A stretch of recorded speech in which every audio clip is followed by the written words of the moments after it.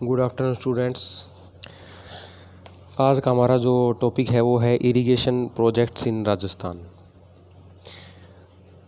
इससे पूर्व के हमने वीडियो में इंदिरा गांधी नहर परियोजना और चंबल सिंचाई परियोजना के बारे में अध्ययन कर चुके थे। अब आज के इस वीडियो में हम गंग नहर से और फिर अन्य जो सिंचाई परियोजनाएं हैं उनका अध्ययन करेंगे। तो सर्वप्रथम हम लेते हैं गंग नहर। राजस्थान के जो सिंचाई इतिहास में गंग नहर का नाम अति महत्वपूर्ण है, क्योंकि यह पहली वृहद नहर है जिसके द्वारा मरुस्थल की प्यासी धरती को जल प्रदान किया गया, और जहां विशाल रेत के टीले थे वहां आज खेत लहला रहे हैं। इस नहर को बनवाने का श्रेय बीकानेर के तत्कालीन महाराजा गंगा सिंह को जाता है, जिन्होंने अपनी अद्भुत सूझबूझ द्वारा सीमित साधन होते हुए भी गंग नहर का निर्माण करवाया। गंग नहर सतलज नदी से फिरोजपुर के निकट हुसैनीवाला से निकाली गई है। इस नहर का निर्माण कार्य सन 1927 में पूर्ण हुआ।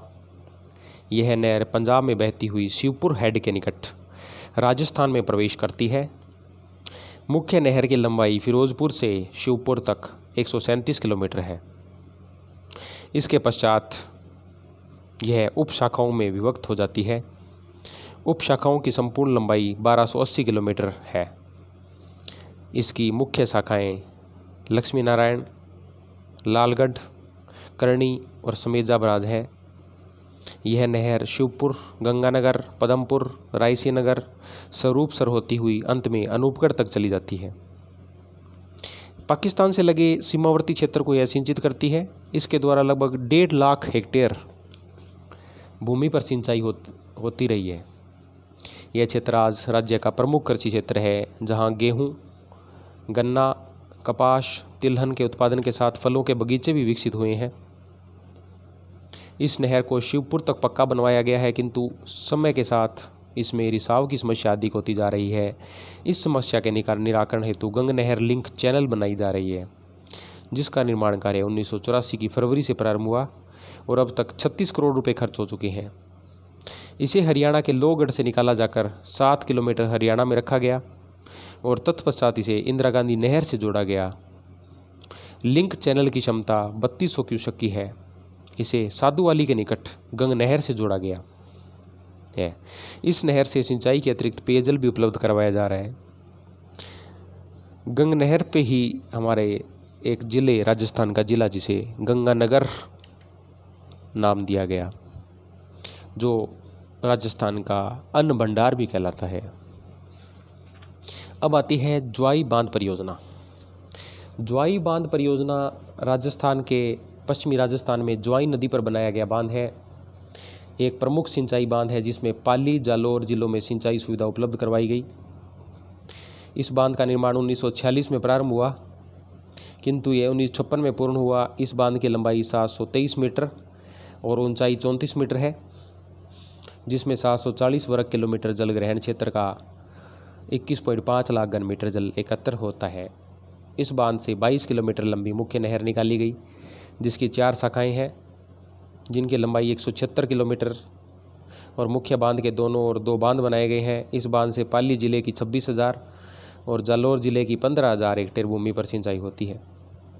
इसके जल का उपयोग पेयजल आपूर्ति हेतु भी किया जा रहा है। पाली नगर को इसी से पेयजल की आपूर्ति की जाती है। इस बांध में पानी की कमी को दूर करने हेतु राज्य सरकार ने सेई परियोजना तैयार की, जिसमें सेई बांध के पानी को ज्वाई नदी में डालने की योजना है। राज्य सरकार इससे निकलने वाली नहरों का आधुनिकीकरण करने तथा नालों को पक्का करने का भी प्रयत्न कर रही है, जिससे पानी का अधिकतम उपयोग किया जा सके। अब है माही बजाज सागर परियोजना। इस योजना का उद्देश्य माही नदी के जल का उपयोग सिंचाई एवं विद्युत उत्पादन हेतु करना है, जिससे दक्षिणी राजस्थान के इस आदिवासी बहुल प्रदेश में कृषि एवं अन्य आर्थिक विकास हो सके। इस ध्येय को दृष्टिगत रखते हुए वर्ष 1959-60 में माही बजाज सागर परियोजना का आरंभ किया गया। इसके कार्य को 3 चरणों में विभक्त किया गया। प्रथम चरण में बांध निर्माण, द्वितीय में नहरों का निर्माण और तृतीय में विद्युत उत्पादन इकाइयों का निर्माण किया गया। प्रथम चरण में हम देखें तो माही बांध का निर्माण माही नदी पर बांसवाड़ा से लगभग 16 किलोमीटर दूर बोरखेड़ा ग्राम के निकट किया गया। इस बांध की लंबाई 3109 मीटर है। इसका जल ग्रहण क्षेत्र 6240 वर्ग किलोमीटर है, जिसमें से 4350 वर्ग किमी मध्य प्रदेश में और 1890 वर्ग किलोमीटर राजस्थान में है। इससे निर्मित जलाशय की क्षमता 5800 लाख घन मीटर है। इसके अतिरिक्त जल निकासी हेतु 14 विशाल द्वार भी बनाए गए हैं। द्वितीय चरण में बांध से सिंचाई हेतु दाएं और बाएं 2 नहरें निकाली गई, जिनकी लंबाई क्रमशः 71.72 एवं 36.12 किलोमीटर और इनकी वितरिकाओं की लंबाई लगभग 854 किलोमीटर रखी गई। तृतीय चरण में सिंचाई के साथ साथ इस परियोजना के प्रथम विद्युत गृह में 2 विद्युत उत्पादक इकाइयां स्थापित की गई, जिनमें प्रत्येक की क्षमता 25 मेगावाट है। एक अन्य विद्युत गृह 45 मेगावाट की 2 इकाइयां स्थापित की गई है। माही बजाज सागर एक बहुउद्देशीय योजना है, जिससे सिंचाई का पर्याप्त विस्तार हुआ। प्रारंभ में 1983 में 30,000 हेक्टेयर भूमि पर सिंचाई की गई, जबकि 1993 में 76,540 हेक्टेयर पर इसे सिंचाई की गई। इसकी सिंचित भूमि को माही कमांड क्षेत्र विस्तार योजना के अंतर्गत और अधिक विस्तृत करने की योजना है।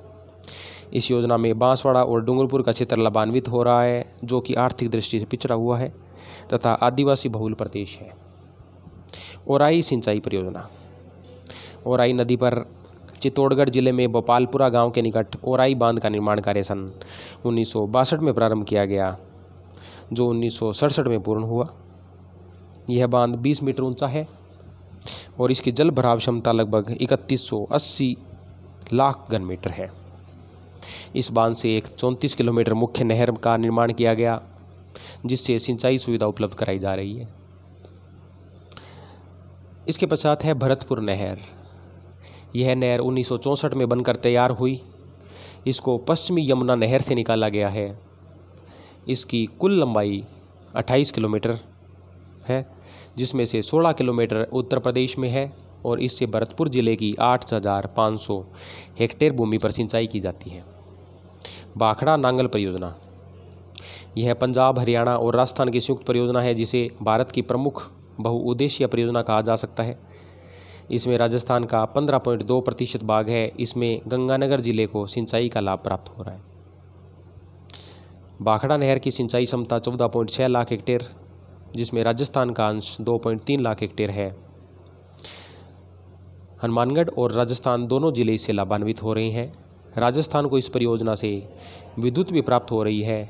भाखड़ा नांगल बांध सतलज नदी पर पंजाब के होशियारपुर जिले में बनाया गया है। बिसलपुर परियोजना। बनास नदी पर टोंक जिले में बिसलपुर गांव के निकट यह बांध बनाया गया। इसका निर्माण कार्य 1986-87 में प्रारंभ किया गया। इस योजना का मूल जो उद्देश्य है वह टोंक, अजमेर, ब्यावर, किशनगढ़, नसीराबाद, केकड़ी, सरवाड़ को पेयजल की आपूर्ति करना है। अब इस परियोजना में जयपुर को भी सम्मिलित किया गया और 1 मार्च 2009 को बिसलपुर से जयपुर नगर को जलापूर्ति प्रारंभ कर दी गई है। पेयजल के साथ साथ सीमित सिंचाई की व्यवस्था भी की गई। इस बांध की लंबाई 580 मीटर और ऊंचाई 21 मीटर है तथा जल भराव क्षमता 315.50 लाख एकड़ मीटर है। इसकी सिंचाई क्षमता 69,300 हेक्टेयर है। अब आता है जाखम परियोजना। प्रतापगढ़ जिले में अनूपपुरा गांव में जाखम नदी पर एक बांध बनाया गया। इस बांध का प्रारूप केंद्रीय जल आयोग द्वारा तैयार किए गए विशेष डिजाइन पर आधारित है। बांध की लंबाई 253 मीटर और ऊंचाई 81 मीटर है तथा इससे 63 किलोमीटर लंबी 2 प्रमुख नहरें निकाली जाएगी। इससे दक्षिणी चित्तौड़गढ़ क्षेत्र में सिंचाई सुविधा उपलब्ध होगी और 4.5 मेगावाट विद्युत उत्पादन भी किया जा सकेगा।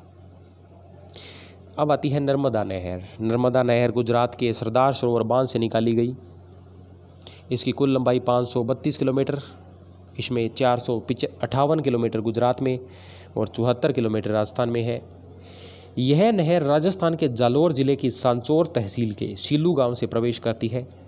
इस नहर से जालोर एवं बाड़मेर जिलों की लगभग 2.46 लाख हेक्टेयर भूमि पर सिंचाई होती है। अब है भिखाबाई सागवाड़ा नहर। इस नहर का निर्माण माही नदी पर साइफन का निर्माण कर किया गया।